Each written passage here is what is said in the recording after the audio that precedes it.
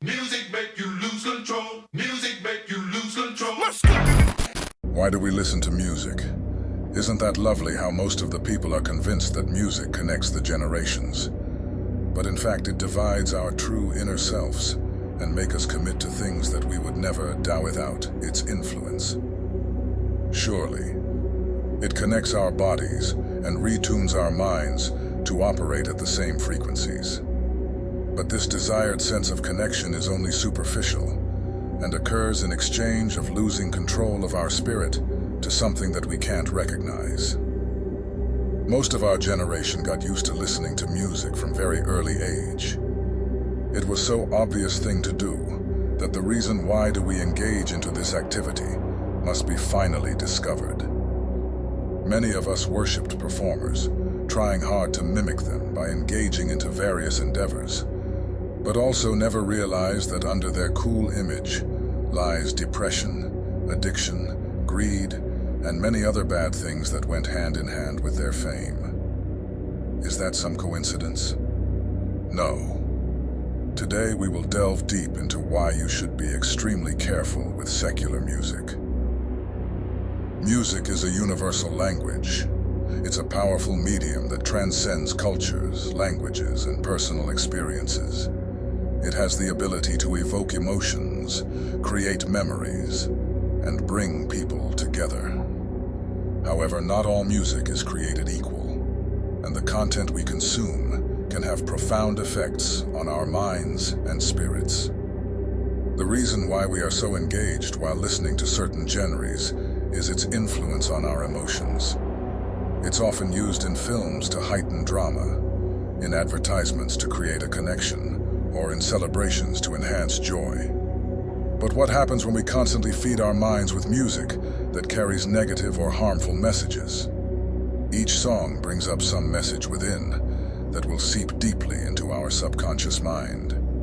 The lyrics, rhythms, and even the melodies can leave lasting impressions, shaping our thoughts, attitudes, and behaviors without us even realizing it. That message most of the time will not be recognized, as its roots are too deep, leaving us blind for its influence. But it remains there regardless of that fact, and I can easily prove it to you. How many times after hearing any song for just once you remembered phrases and vibe of it, and they were easy to remind, especially if you compare it to reminding things that are more impactful for your life. My dear, looks like listening to this song took a part of your mind that you could use for something else.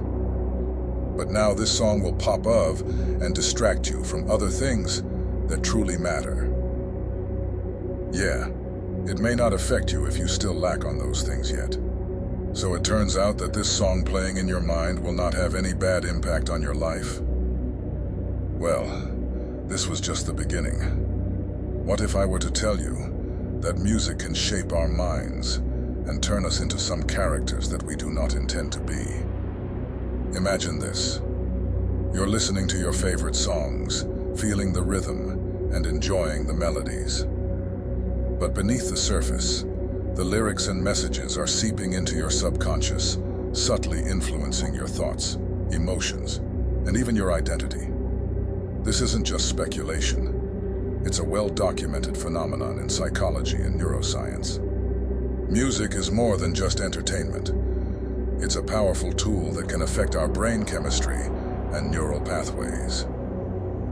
When we repeatedly listen to songs that glorify materialism, violence, or promiscuity, these themes can start to influence our values and behaviors. We might begin to prioritize wealth over relationships, view aggression as a means to an end, or see casual sex as normal and desirable. It can even shift our attitude towards most important things in our lives, making them seem hopeless to achieve. With time, it will turn something that matters into something that you will avoid or disregard.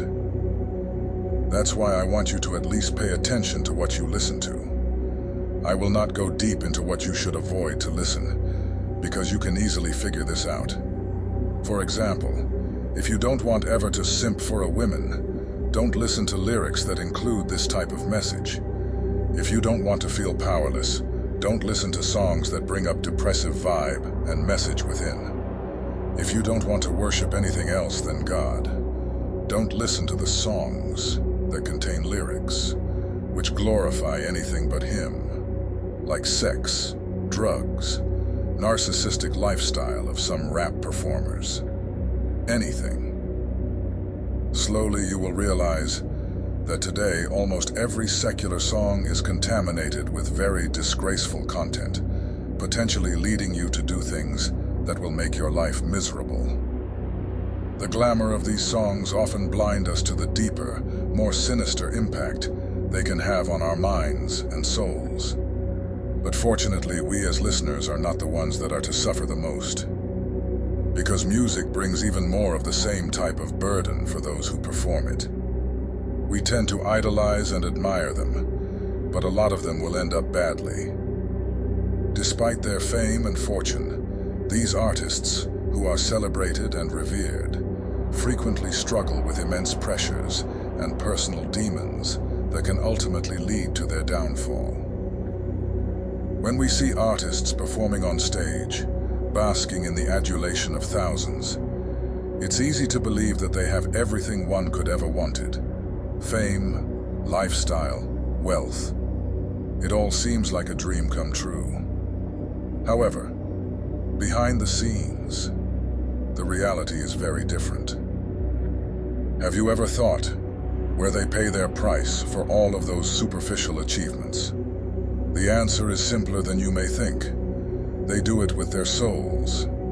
Let me explain. Performers often directly admit in their interviews that when they are on the stage, something takes control over them. It turns them into a completely different person. This transformation allows them to immerse themselves fully in their performance.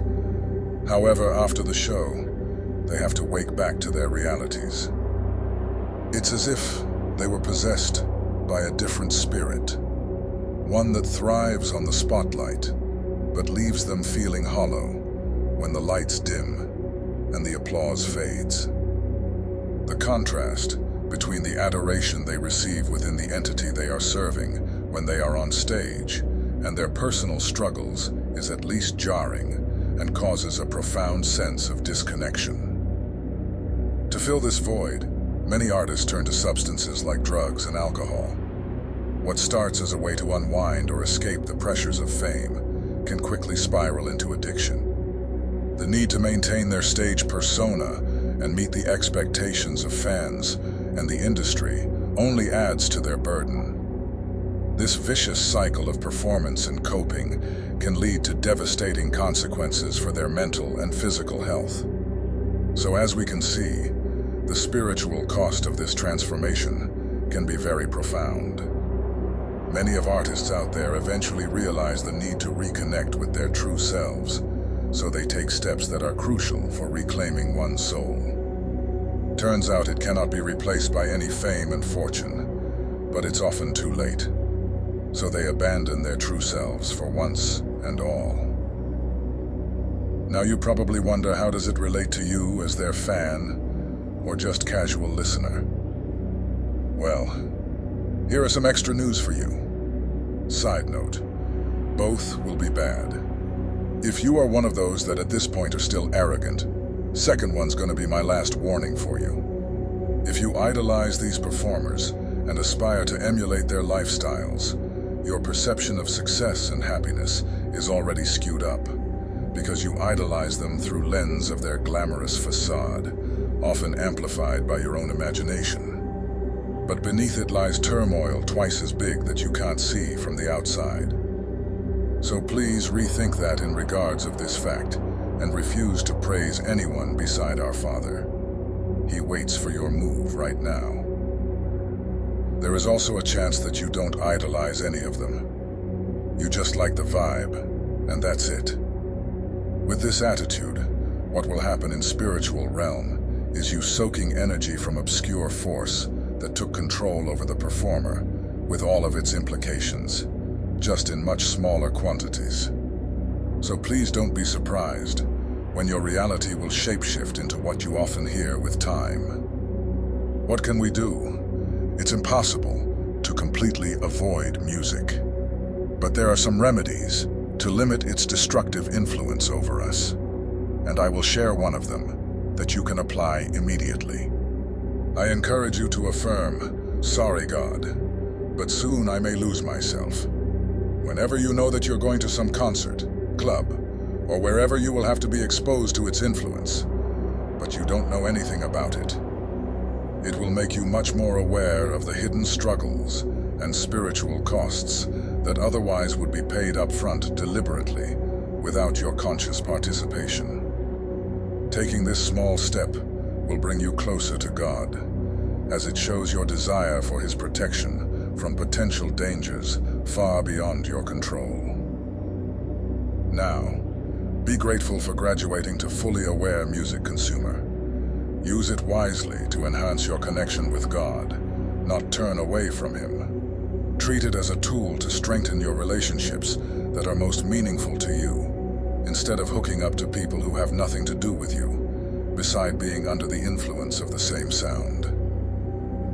I could go here on and on, as one once ingloriously involved into music, with all kind of sensations coming along. I felt its power to the core, and seen it like open doors to realms beyond the ordinary.